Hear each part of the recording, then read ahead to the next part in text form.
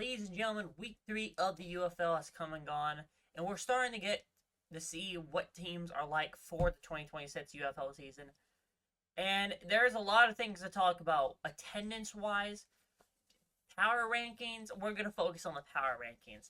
So here is my week 4 UFL power rankings, or heading into week 4. At number 8, I have the 0-3 Columbus Aviators, who fell to the Dallas Renegades 28-23. Now, the score was close, but the game wasn't.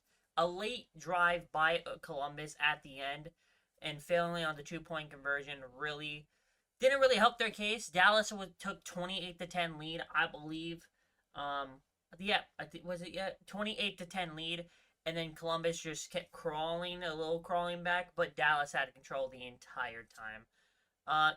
Columbus, Jalen McClin is doing okay. He threw for 230 yards, 2 interceptions though, and 2 touchdowns against the Dallas defense. It's not looking good. Columbus, I don't know. I don't know what they can do, honestly. They have a good, it's weird because Columbus is like, I think, a play away from being 1-2. But yeah, Columbus, they need to get their shit together. They face against Dallas again Saturday, I believe. Saturday, Friday, I can't remember. And try to not to be 0-4. At number 7, I have a team where was controversy against the Orlando team, the Louisville Kings, another 0-3 team. Louisville is really like 2 plays away from being 3-0, or at least 2-1 against the controversy against Orlando this pass with the flag or the defensive pass interference. And then against Birmingham in week 1 in the beginning of the season. A lot of plays where I think Louisville is great. Their attendance is great. Their fans are great. Just the team is okay. But they did go toe-to-toe with Orlando going into the shootout overtime. And then against Birmingham, really looked competitive. And then I forget who they faced in week 2. But where they faced the Storm in week 2, losing 19-9. And then they came back against Orlando again and almost beating them in double overtime shootout. This team is really like 2 to 3 plays away, arguably, from being 2-1. I'm not going to give them the credit against week 2 against Orlando. But I think their offense has potential. I just don't think it's going to come. Just because they face, I think, Houston on week 4. They could get their first win against Houston. Houston, I don't know what Houston is, but that's for the rest later in the video. So yeah, I got the Louisville Kings at number 7. Speaking of the Gamblers, I got the Houston Gamblers at number 6, the first 1-2 team. Last week, comparing to 1-2 teams, 2-1 teams, was kind of difficult. This week, not really. Houston absolutely getting dog-piled by the DC Defenders. Nothing really looked good. DC was all over the Gamblers. When I was watching highlights for this game, there was nothing I could talk about. Because there's nothing that looked good. Tua turned the ball over, brother. He looked okay, but other than that, that's about it. There's nothing really to talk about with the Houston Gamblers. They face, they face the Louisville Kings, so we'll see if they can beat the Kings again. Not again. If they can beat the Kings, become 2-2. I don't know. That's for the predictions video. But I got the Houston Gamblers at number 6. At number 5, I have a team where arguably they are a couple plays away again from being 3-0, the Birmingham Stallions, losing to the St. Louis Battlehawks in a crazy game of the year, 34-30. Man, their offense was outstanding. I was at this game, so I can talk more heavily in detail what I saw. Yeah, incredible. Offense was incredible. I don't know why for some reason I'm forgetting the quarterback's name. I should know this by heart. Corral, 5 touchdowns so far, a couple in the Battlehawks game, 685 yards. Matt Corral opening the first drive of the Stallions offense with a pick 6. Thank you. The first half of the offense was really nothing much. When St. Louis took a 10-0 lead, and then they kicked a 10 field goal to make it 10-3. The first half was absolutely nothing for the Birmingham Stallions offense and defense. Actually, for the offense, the Birmingham Stallions defense was doing its job against the Battlehawks offense, but that's saying more about the Battlehawks. Um, and then the second half, once the Battlehawks changed it from Silvers to Frost, first on the pick six, and then a second pick by Frost, and then Birmingham just took over the game, 16-10. And then the Stallions defense let the Battlehawks, let Frost become the Iceman. And yeah, just doing slowly by surely, making the offense drive down the field and beautiful, letting Frost just throw it deep to Bucker twice and getting the third down conversion and the touchdown. And yeah, other than that, that's about it. The offense looked great. Arguably, again, Birmingham is a couple plays away from being 3-0. But they need some work to be done. Matt Corral needs to stop throwing the pick. Actually, continue to throw the picks, please. Yeah. The defense against the struggling Battlehawks offense just completely collapsed in the fourth quarter, letting them score 21 points. Yeah, Corral to Deion Kane is a underrated quarterback to receiver if the Stallions used it more. So yeah, I got the Stallions a number 6.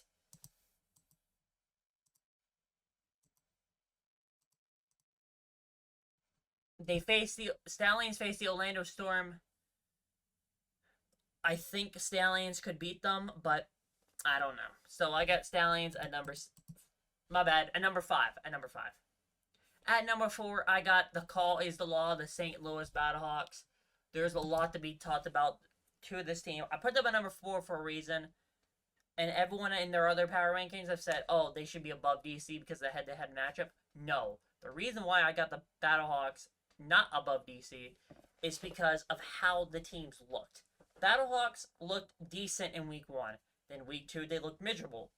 Or just absolutely nothing. Then in week 3 against Birmingham, the first half, the offense looked absolutely nothing. Was not there. And then in the second half, the offense picked up with Frost. 9 for 15. I don't know how many yards. And 3 touchdowns. So the offense can thrive in the fourth quarter. The problem is we need to stop doing that. The defense, on the other hand, is pretty good with 2 interceptions, 3 if it wasn't for that penalty, a pick 6, and an interception. The defense does his job getting to the pressure of the quarterback, whoever they're facing, but the offense still struggles. And I think against DC this next Saturday, I think obviously they're better than Birmingham because they just beat them. But the Battlehawks have so many question marks on their offense and their secondary.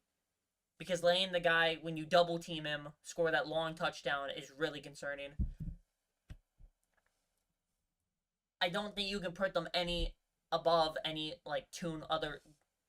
the best 2-1 team. Speaking of the best 2-1 team, at number 3, I got the DC Defenders. DC absolutely breaking the shit out of the Houston Gamblers. I think it was 45-7. Let me just get that correct. Yep, 45-7. Jordan Tomu throwing for 172 yards and a touchdown, and Deion Jackson for 70 rushing yards and a touchdown. Just absolutely dominant against the Gamblers. Now, does that say more about how bad the Gamblers are, or as how good DC is? DC has completely turned their season around after they lost to the Battlehawks in week 1, beating Columbus, beating the Gamblers. Now, does that say more about how bad those two teams are, or is it how good DC is? DC's defense is so underrated, but the offense gets talked more about, in my opinion. Maybe because I just don't watch DC games that much, even though I should, because they're the rivals. But I don't like anything about DC. If I could just find... Hey, who did they beat in week 2? No, I don't want to become a sponsor of the DC Defenders. Want to know who they played in week 2? Columbus. Yep.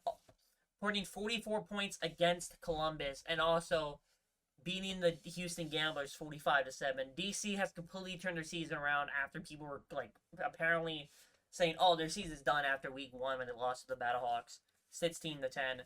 So yeah, DC is looking to continue their dominance. They're not going to against the Battlehawks on Sunday, but we'll see. So I got them at number 3 in my power rankings. At number 2, I have the second best, arguably in my opinion, best team in the UFL in the Orlando Storm.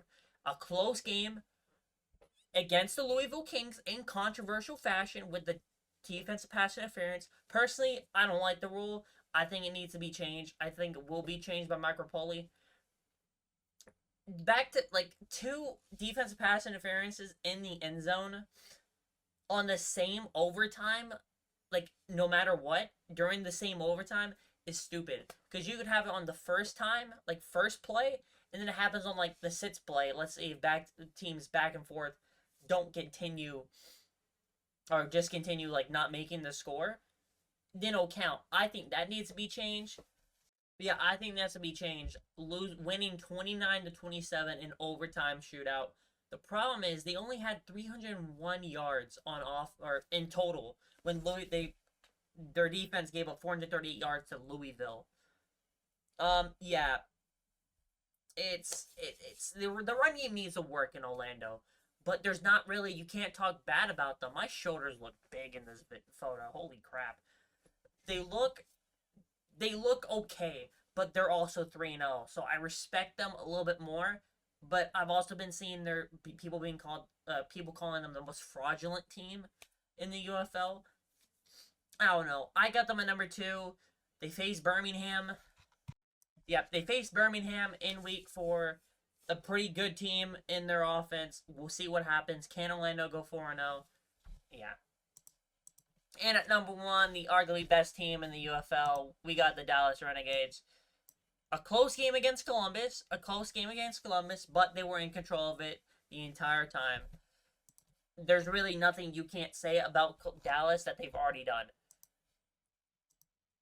The only team I can see beating Dallas is themselves, and maybe DC whenever they face them. Now, they face the Battlehawks, which is a good win, and then, if I stand corrected, they've beaten Gamblers and Columbus, 2 bottom tier teams in the UFL.